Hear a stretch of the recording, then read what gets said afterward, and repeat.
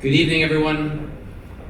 For those of you who do not know who I am, my name is Gary Berger, and I'm the Director of Guidance and Student Services. Thank you. Thank you.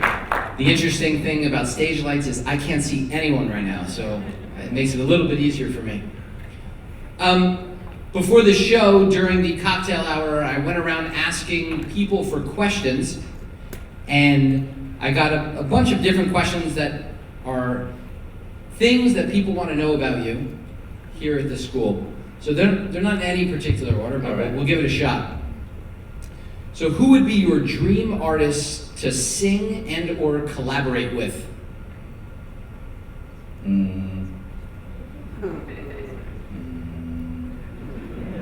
I've been asked this question many times, but I never have an answer. So, sorry.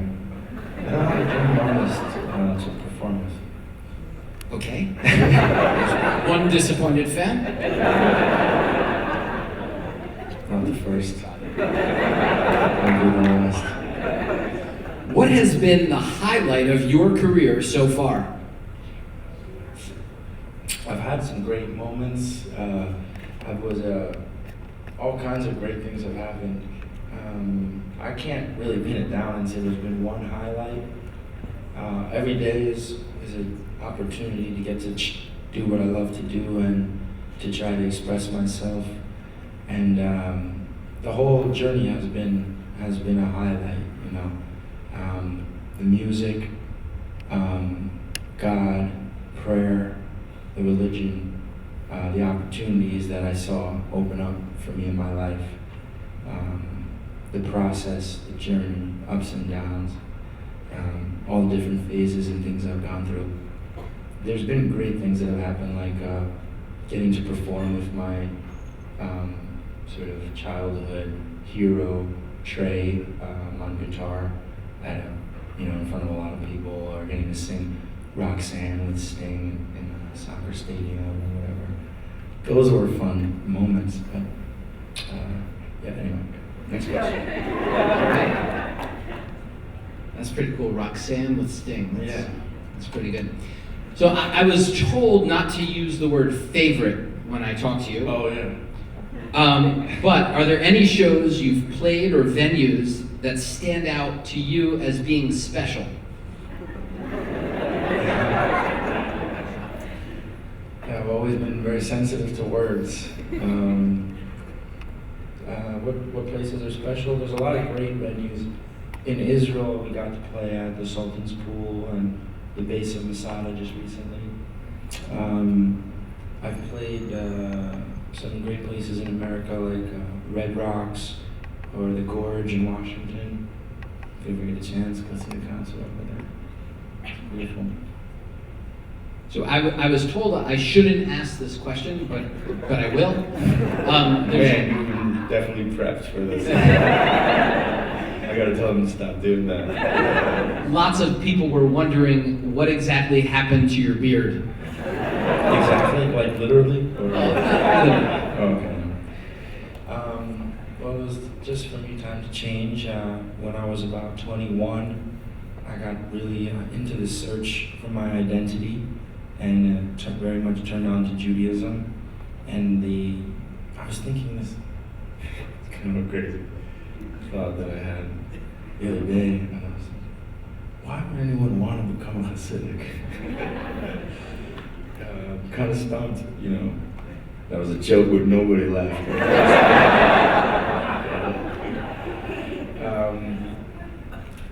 I was very turned on to the idea of being something beyond, something that would take me beyond myself. So I liked the idea of giving myself over to something greater, and I felt that Judaism was it for me. And within Judaism, I felt the place where I fit best, or where I would get the most out of, was within the Hasidic tradition. So then I jumped into that, and as I do in my life, instead of reading a good book about it or something, I moved to Crown Heights and got married.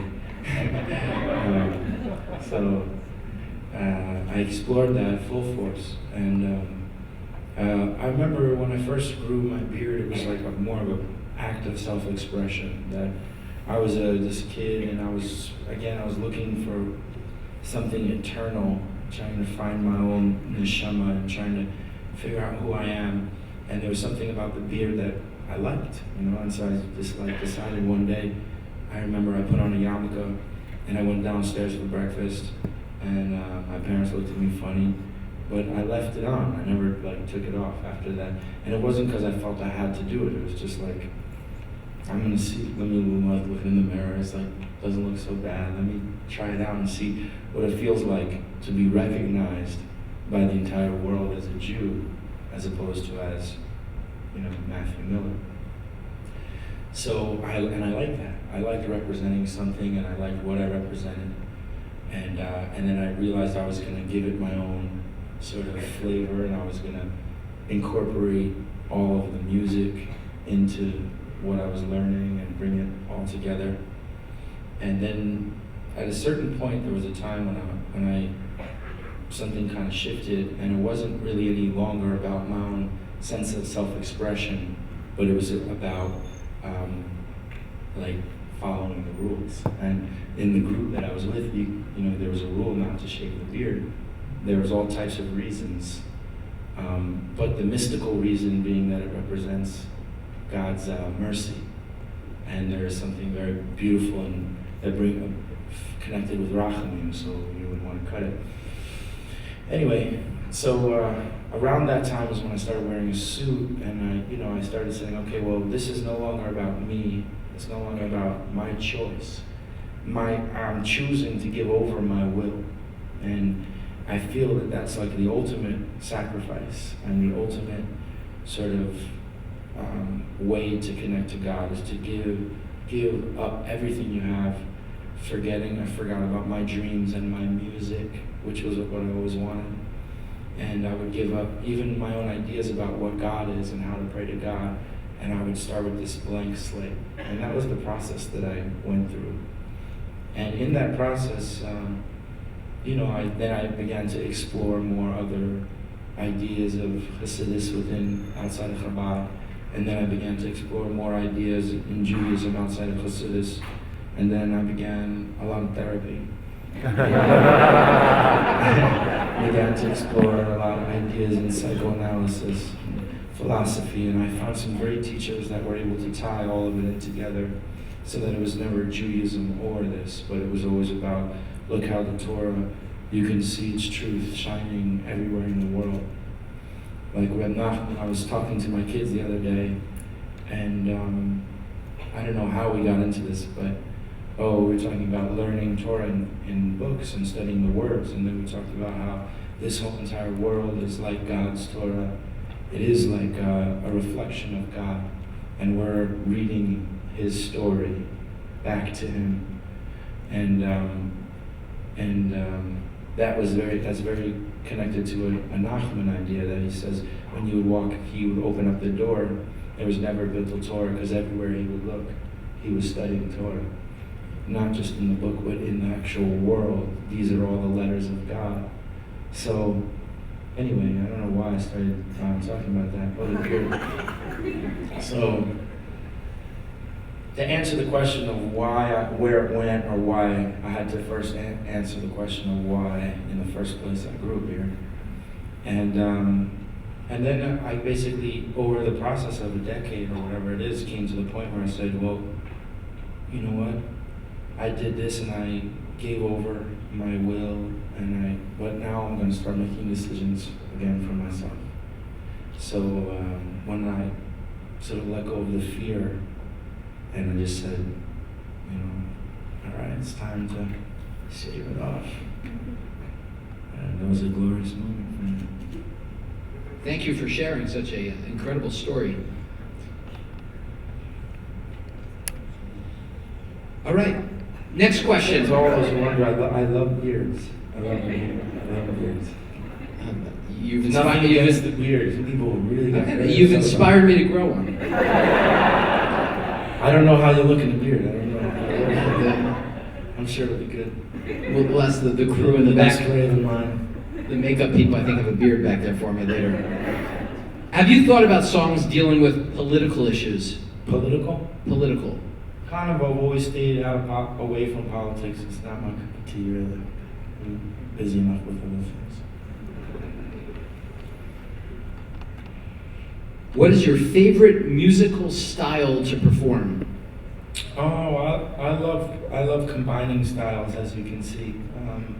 I don't like sticking to one thing. I think it's great mixing and blending is what I love. We have a couple more here. One student would like to know, what music do you have on your iPhone?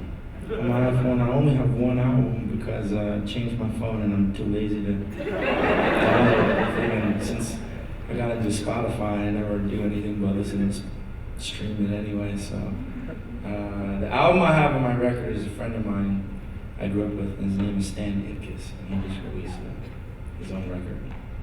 But on Spotify, I listen to I like Frank Ocean, and I listen to a lot of sort of electronic music. You know. All right, just a couple more questions here. Are your kids musical? Oh, they're physical.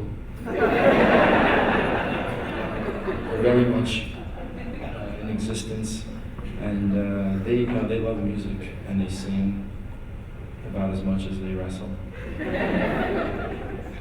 All right, and what advice do you have for someone who wants to start out in the music business? Well, start out with listening to music.